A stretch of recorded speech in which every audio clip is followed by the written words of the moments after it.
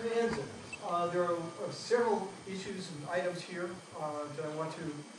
I know that there are big points of interest.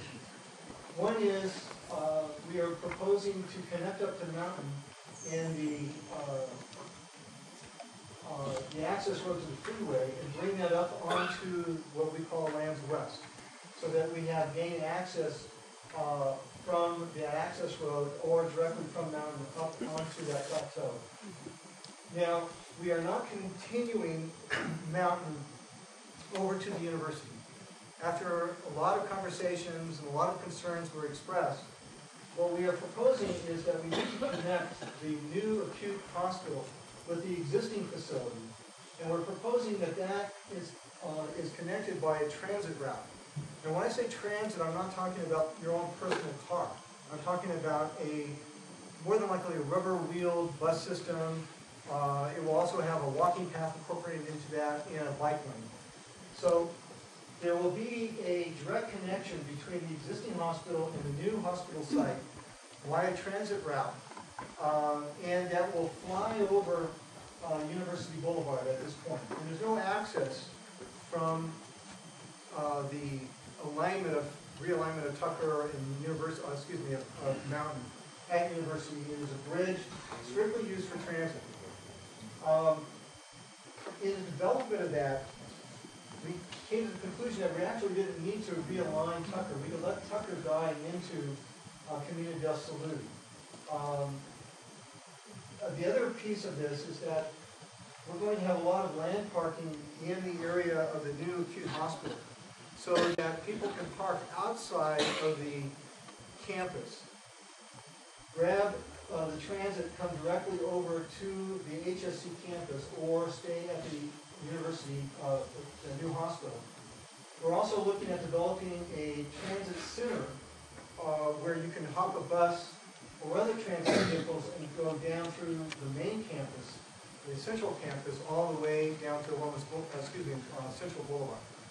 What new hospital? Didn't they spend a couple $100 million building a hospital? And Cancer it's not Center. The moment they opened the hospital, they were already the state of New Mexico was hundreds of beds short. And we are that way today.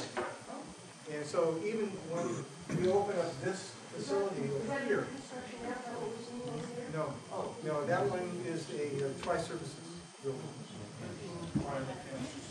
Tri-lab and the cancer. There are two buildings over there. One's associated with the state, the other one is associated with the university. The time frame for the new acute hospital, and this is showing a full build out. We are actually building about half of that piece. That construction will conclude in 2018. So there's a number of years before we even get started on that piece. But in the short term, what we're looking at doing is developing this flyover at the university for the idea of being able to park in Lands West to take the traffic that is now on the main campus and put it over to Lands West, and then provide a transit system so they can get over to the university. What are the streets down in the acute care? This piece right here? All of it. Yeah. Well, okay, so this is University Boulevard. I apologize for not labeling it. This one is Indian School. Okay. This one is Loma Boulevard.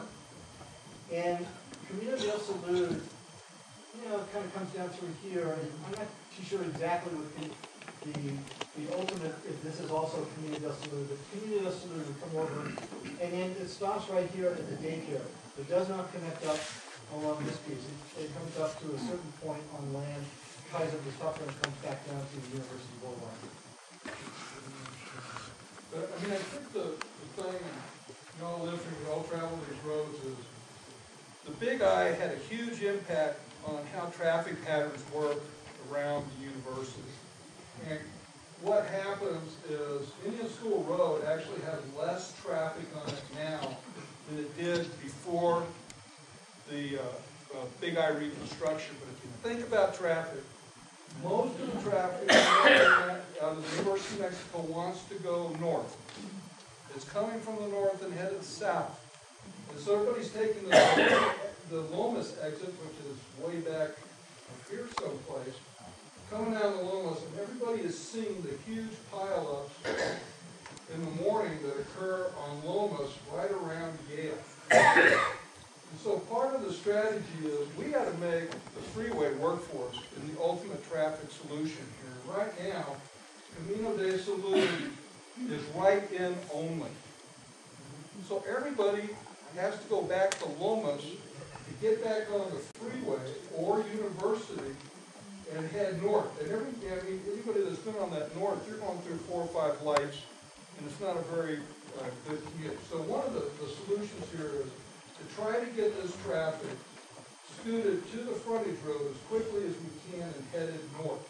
Some go south, but very, very little really kind of goes west from this location. They're trying to get back onto the freeway and scoot to the far west side. Now there is some traffic, again, very little that goes through the adjacent neighborhood. There's people that live down, and primarily there are people who live in the areas that are directly to the west. That's pretty much the same traffic that we'll see now and in the future. I just want to say that I live right off of Mountain Road. It's already a dangerous road. I have a neighbor that tells the story that she can't have her children play in front of her yard because it's so dangerous. We have accidents every week on Mountain and the frontage road. And then you want to extend it? Why don't you make Camino de Salud, which is the road that already exists that connects onto the north frontage road, and widen it and make it where it comes both ways, because we cannot have Mountain Road and open. If everybody has a question for the presenters right now, we're never going to. Well, can I just finish, please? Hang on a second. No, let me finish, and then you could tell them. That was disrespectful. You're making statements. You're asking. Well, you could have said it after. I haven't finished. We're following an order here. I'm going to moderate this meeting, right? Loretta, I'm going to moderate this meeting. If you don't want to participate according to some form of moderation, we've got 200 people I raised here. my hand and they said it was okay. Okay, so I followed protocol. And you followed protocol, but we're going to have to get through this. Each neighborhood has a slot on the agenda, as we discussed at the beginning, where we're going to, each neighborhood is going to express their concerns and try to give feedback. But let's try to at least hear the completion, of the presentation, and then, I would have appreciated it if you would have said that at the beginning. I beg your pardon that I did not. And that's my fault, I'm sorry. But to answer your question, what we're trying to do is get the traffic that's headed south on the frontage road that's coming off the freeway left and into the parking in the Lands West area without getting back onto Lomas and really gumming up any more of that street than it already is. So there are traffic options on how to deal with the intersection of the southbound frontage road and Mountain that we are looking at, okay, to discourage people from going straight on Mountain into the neighborhood. We're going to look at that as a way to mitigate traffic. We're very sensitive to that. Again, we're trying to get as much work and add roads in and get them to use the frontage road and the freeway as much as possible to get them out of here efficiently and swiftly without backing up. So anyway, this is a whole complex urban planning problem, as you can imagine, because we're developing right in the middle of the city. There's nothing we can do about that. But believe me, we're talking transit, we're talking with the city of Mr. Cog about how to mitigate that, how to get people to this campus without getting in their cars. And we're trying to provide a mix of land uses that will encourage people to come here 24/7 and not get in their car and drive all over the darn place. So we're working on those things, and we're trying to build partnerships with the other public entities that will facilitate it.